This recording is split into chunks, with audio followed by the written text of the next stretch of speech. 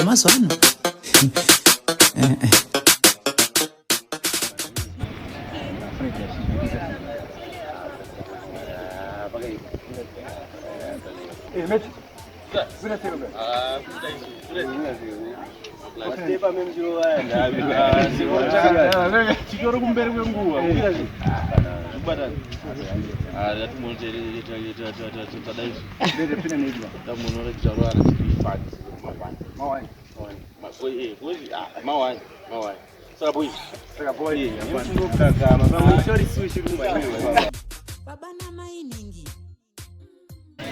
Majibu sababu.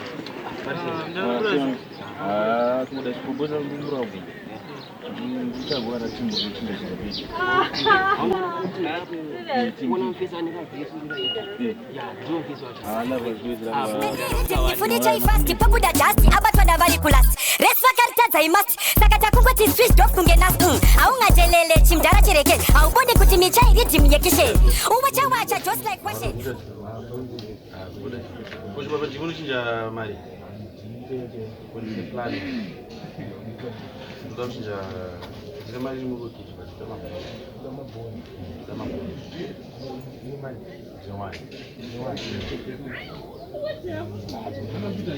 Mawai. Sabu di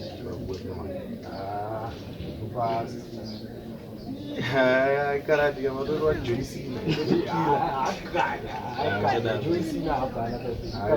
wizire baba no sera mali kana 90 ora ndumba gwaje apa mafizi chimawani amsada pakaipa chamali neti atori mawani ndo kupatana sikiwa izi makumbura sana ndakupidza chadzwe pari atungo hama imani ngafani amsadaro ndabonita adaona kauti amsadaro muri chidhaka mana munguda isunda isungadaro pakaipa saka siende pai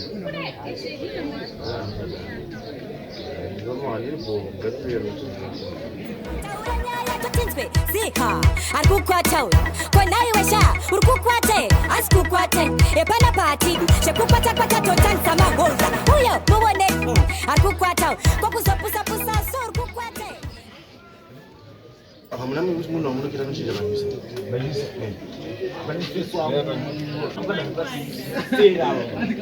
kusita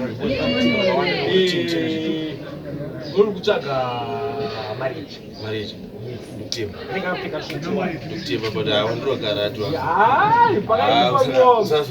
pakaipa Ndakapepukira chininji, ndakamukira, ndakangwarira, ndakachangamukira, pakunzi ndakapenga paye ndakapapurira, ndakanomiririra kulevhora vakushuvira.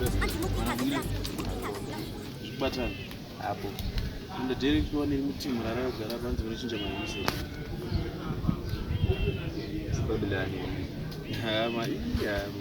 straight out agato baba ndo maisa mari ndi 300 ndio tunamba mangani ande mwezi nditi pachino amene ngataura kamutse ruda na mwari ngoti 38 40 senda mari yacho tu ndokona iyi ndinayo yese kwano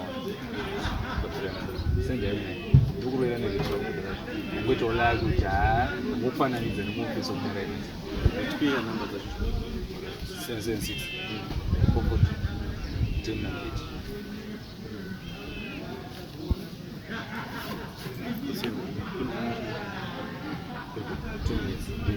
andikuna poizi rangorabe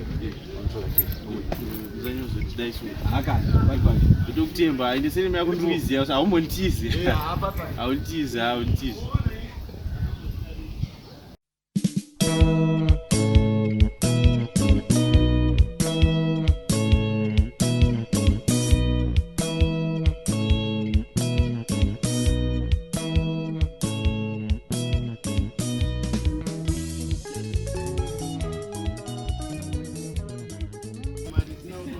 Anda duro.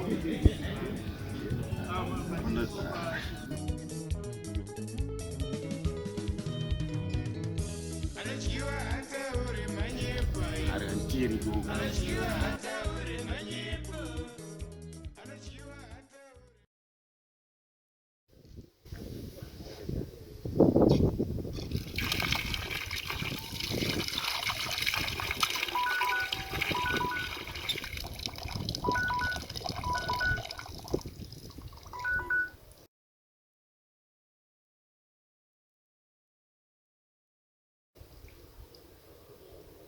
Ah.